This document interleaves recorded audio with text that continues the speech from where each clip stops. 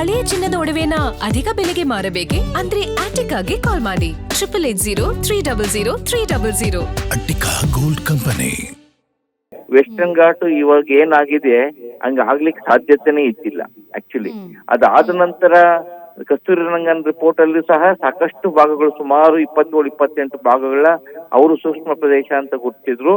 ಆದ್ರೂ ಅದನ್ನು ಸಹ ಇಂಪ್ಲಿಮೆಂಟ್ ಮಾಡಲಿಲ್ಲ.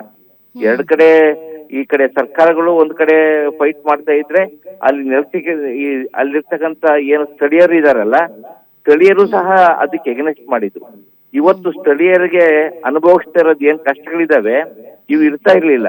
ಮಾಧವ ಗಾಡ್ಗಿಲ್ಲು ಅವ್ರದ್ದು ಅಧ್ಯಯನ ಆಗಿರ್ಬೋದು, ಅಥವಾ ನಮ್ಮ ಕಸ್ತೂರಿ ರಂಗನವರ ಅಧ್ಯಯನ ಮಾಡಿ ಅವ್ರು ಏನು ರೆಕಮೆಂಡ್ ಮಾಡಿದ್ರು ಅವ್ರನ್ನ ಇಂಪ್ಲಿಮೆಂಟ್ ಮಾಡಿದ್ರೆ ಇವತ್ತು ಪಶ್ಚಿಮ ಘಟ್ಟಗಳಿಗೆ ಇಂಥ ಇದು ಬರ್ತಾ ಇರ್ಲಿಲ್ಲ.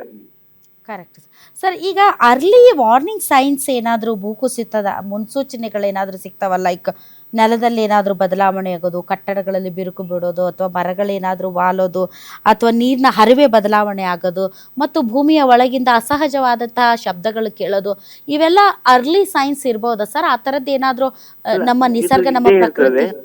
ಈಗ ಇದಕ್ಕೆ ಎಸ್ಪೆಷಲಿ ಮೊದಲು ಭೂಕುಸಿತಗಳಿಗೆ ಮುನ್ಸೂಚನೆ ನೀಡುವಂತಹ ಟೆಕ್ನಾಲಜಿ ಇದ್ದಿಲ್ಲ. ಆದ್ರೆ ಇತ್ತೀಚಿನ ದಿನಗಳಲ್ಲಿ ಭೂಕುಸಿತಗಳಿಗೂ ಸಹ ಮುನ್ಸೂಚನೆ ನೀಡುವಂತಹ ತಂತ್ರಜ್ಞಾನ ಬಂದಿದೆ ಇಂಡಿಯಾದಲ್ಲಿ. ಅದರಲ್ಲೂ ಈಗಾಗಲೇ ವಯನಾಡು ಪ್ರದೇಶದಲ್ಲೇನೆ ಇದನ್ನ ಅಳವಡಿಸಿದ್ದಾರೆ. ಅಳವಡಿಸಿಲ್ಲ ಅಂತ ಅಲ್ಲ, ಇದು ಏನು ಮಾತಾ ಅಮೃತ ವಿದ್ಯಾಪೀಠ ಏನಿದೆ, ಅವರ ಒಂದು ಸ್ಟಡಿ ಅವ್ರದೇ ಇದರಲ್ಲಿ ಅವರೇ ಇಕ್ವಿಪ್ಮೆಂಟ್ಸ್ ಎಲ್ಲ ಮ್ಯಾನುಫ್ಯಾಕ್ಚರ್ ಮಾಡಿ ಈಗಾಗಲೇ ಅಳವಡಿಸಿದ್ದಾರೆ. ಸಾಕಷ್ಟು ಹಿಮಾಲಯ ಪ್ರದೇಶದಲ್ಲಿನೂ ಸಹ ಭೂಕುಸಿತ ಮುಂಜಾಗ್ರತಾ ತಂತ್ರಜ್ಞಾನ ಅಳವಡಿಸಿದ್ದಾರೆ ಅಲ್ಲಿನೂ ಸಹ. ಬಟ್ ಅವನ್ನ ಅಳವಡಿಸಿ ಯಾವ ತರ ಬಂದಿದ್ ಇನ್ಫಾರ್ಮೇಶನ್ ಬಂದಿದ್ನ ಮತ್ತೆ ವಾಪಸ್ಸು ಏನು ಲಾಸ್ಟ್ ಮೈಲ್ ಕನೆಕ್ಟಿವಿಟಿ ಅಂತ ಕರಿತೀವಿ ಅದಕ್ಕೆ, ಅದನ್ನ ತಿಳಿಸುವಂತ ಕಾರ್ಯಗಳು ಆಗ್ಬೇಕಾಗಿದೆ. ಇನ್ನು ನಮ್ಮ ದೇಶದಲ್ಲಾಗಿರ್ಬೋದು, ನಮ್ಮ ಈ ಕೇರಳದಲ್ಲಾಗಿರ್ಬೋದು, ಅಷ್ಟು ಪರ್ಫೆಕ್ಟ್ ಆಗಿ ಇನ್ನೂ ಸಿದ್ಧರಾಗಿಲ್ಲ. ಅವರೆಲ್ಲ ಪೂರ್ವ ಸಿದ್ಧತೆ ಮಾಡ್ಕೊಂಡಿಲ್ಲ ಸರ್. ಈಗ NDMA ಆಯಿತು ಅಥವಾ ಕೇರಳದ KSDMA ಆಯಿತು ಅಂದರೆ, ಕಳೆದ 2 ದಿನಗಳಿಂದ ಹವಾಮಾನ ಯಾವ ರೀತಿ ಇದೆ, ಮಳೆ ಎಷ್ಟರ ಪ್ರಮಾಣದಲ್ಲಿ ಬರಬಹುದು, ಮತ್ತು ರೆಡ್ ಅಲರ್ಟ್ ಕೂಡ ಘೋಷಣೆ ಮಾಡಿದ್ರು. ಸೊ ಇಂತಹ ಸಂದರ್ಭದಲ್ಲಿ ಸರ್, ಡೆಫಿನೆಟ್ಲಿ ನೀವೇ ಜನಸಾಮಾನ್ಯರೇ, ನಾವು ಘಾಟ್ಗಳಲ್ಲಿ ಓಡಾಡೋದಾಗಿರ್ಬೋದು, ಅಥವಾ ಬೆಟ್ಟಗುಡ್ಡ ಪ್ರದೇಶಗಳ ಬಳಿ ಓಡಾಡೋದಾಗ್ಲಿ ನಾವು ಮಾಡೋದಕ್ಕೆ ಹೋಗೋದಿಲ್ಲ, ಯಾಕಂದ್ರೆ ಹವಾಮಾನ ಇಲಾಖೆಯ ವರದಿ ಇರುತ್ತೆ ಅಂತ. ಆದ್ರೆ ಈ ಒಂದು ಪ್ರಾಜೆಕ್ಟ್ ಮಾಡುವಂತಹ ಸಂದರ್ಭದಲ್ಲಿ ಆ ಒಂದು ಕಾಮಗಾರಿಯನ್ನ ನಿಲ್ಲಿಸಿದ್ರು, ಬಿಕಾಸ್ ತುಂಬಾ ಎಕ್ಸ್ಪೆಕ್ಟೆಡ್ಗಿಂತ ಜಾಸ್ತಿ ಮಳೆ ಆಗುತ್ತೆ ಅನ್ನೋ ಕಾರಣಕ್ಕೆ. ಅಂತ ಪ್ರದೇಶದಲ್ಲಿ ಸರ್, ಗುಡ್ಡಗಾಡು ಪ್ರದೇಶದಲ್ಲಿ ತಾತ್ಕಾಲಿಕ ಶೆಡ್ ಹಾಕಿ ಕಾರ್ಮಿಕರನ್ನ ಯಾರಾದ್ರೂ ಇರಿಸ್ತಾರ ಸರ್?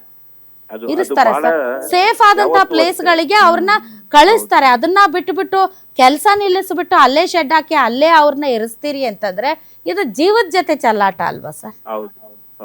ಕಾಮನ್ ಸೆನ್ಸ್ ಅಲ್ವಾ ಸರ್ ಇದು? ಪೂರ್ವ ಸಿದ್ಧತೆ ಮಾಡ್ಬೇಕಾದ್ರೆ ಸುರಕ್ಷಿತ ಸ್ಥಳಗಳಿಗೆ ಅವ್ರನ್ನ, ಅಲ್ಲಿಂದ ಬಹಳ ದೂರ ಯಾವ್ದು ಪ್ರೊಟೆಕ್ಟೆಡ್ ಪ್ಲೇಸ್ ಇರ್ತದೆ ಅಲ್ಲಿಗೆ ಅವ್ರನ್ನ ಸುರಕ್ಷಿತ ಇರೋ ಕಡೆ ಸಾಗಿಸ್ಬೇಕಾಗಿತ್ತು. ಅದು ಬಿಟ್ಟು ಎಲ್ಲಿ ಮಣ್ಣು ಕುಸ್ತು ಎಲ್ಲಿ ಬೀಳ್ತದೆ ಅಂತ ಕಡೆನೆ, ಅಸುರಕ್ಷತೆ ಇರೋ ಕಡೆನೆ ಇವರು ಅವ್ರಿಗೇನು ಸೆಟಲ್ ಮಾಡಿರೋದ್ರಿಂದ ಇದಾಗ್ಲಿಕ್ಕೆ ಇದಾಗಿದೆ. ಅದರಿಂದ ನಾನು ಹೇಳಿರೋದು, ಒಂದ್ ಕಡೆ ನೇಚರ್ ಬಗ್ಗೆ ಅಫ್ಕೋರ್ಸ್ ನಾವು ಪ್ರಕೃತಿ ವಿಕೋಪಗಳು ಆಗೇ ಆಗ್ತವೆ. ಆದ್ರೆ ಈ ಕೇರಳ ಮತ್ತೆ ಈ ಪಶ್ಚಿಮ ಘಟ್ಟಗಳಲ್ಲಿ ಆಗ್ತಾ ಇರ್ತಕ್ಕಂಥ ವಿಕೋಪಗಳಿಗೆ ಮುಖ್ಯವಾಗಿ ಮಾನವನ ಹಸ್ತಕ್ಷೇಪದಿಂದಲೇ ಜಾಸ್ತಿ ಆಗ್ತಿರೋದು ಅಂತ ಹೇಳ್ಬೋದು. ಹೌದು ಸರ್. ಸರ್, ಈಗ ನಮ್ಮಲ್ಲಿ ಸರ್ ಕರ್ನಾಟಕದಲ್ಲಿ ಮಳೆಯ ಪ್ರಮಾಣ, ಅಥವಾ ಯಾಕೆಂದರೆ ಸರ್ ನಮಗೆ ಇನ್ನೂ ಕೂಡ ನಾವು ಏನು ನಿರೀಕ್ಷೆ ಮಾಡ್ತಿದ್ದೀವಿ ಅಷ್ಟು ಪ್ರಮಾಣದಲ್ಲಿ ಮಳೆ ಆಗ್ತಾ ಇಲ್ಲ.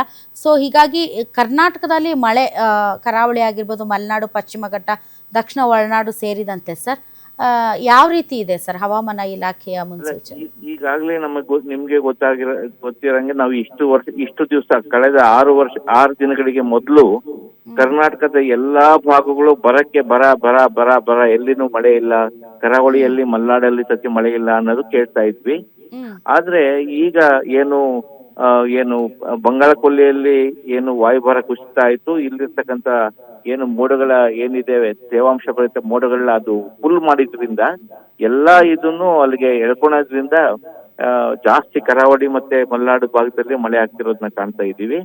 ಇನ್ನು 4-5 ದಿವಸ ಇದೇ ತರ ಮುಂದುವರಿಯೋ ಸಾಧ್ಯತೆಗಳು ಜಾಸ್ತಿ ಇದೆ. ಕರ್ನಾಟಕದಲ್ಲಿ ಆಗಿರ್ಬೋದು, ಇಲ್ಲಿ ಈ ಕಡೆ ಸರ್ ಈವನ್ ಮಹಾರಾಷ್ಟ್ರದಲ್ಲಾಗಿರ್ಬೋದು, ಮತ್ತೆ ಈವನ್ ಕೇರಳದಲ್ಲಾಗಿರ್ಬೋದು. ಒಟ್ಟಾರೆ ಅರಬ್ಬಿ ಕರಾವಳಿ ಏನ್ ಭಾಗ ಇದೆ ಅರಬ್ಬಿ ಸಮುದ್ರದಲ್ಲಿ ಸಾಕಷ್ಟು ಇನ್ನು ಮಿನಿಮಮ್ 2-3 ದಿವಸ ಇದೇ ತರ ಇರ್ತದೆ. ತದನಂತರ ಮಳೆಯ ಇದು ಪ್ರಮಾಣ ಕಡಿಮೆ ಆಗ್ತದೆ. ಅದರಲ್ಲೂ ಮುಂದಿನ ಈ ವಾರ ಬಿಟ್ರೆ ಮುಂದಿನ ವಾರದಿಂದ ಜುಲೈ 15 ನಂತರ ಮಳೆಯ ಪ್ರಮಾಣ ಸಾಕಷ್ಟು ಕಡಿಮೆ ಆಗೋದನ್ನ ಕಾಣ್ತೀವಿ ನೆಕ್ಸ್ಟ್.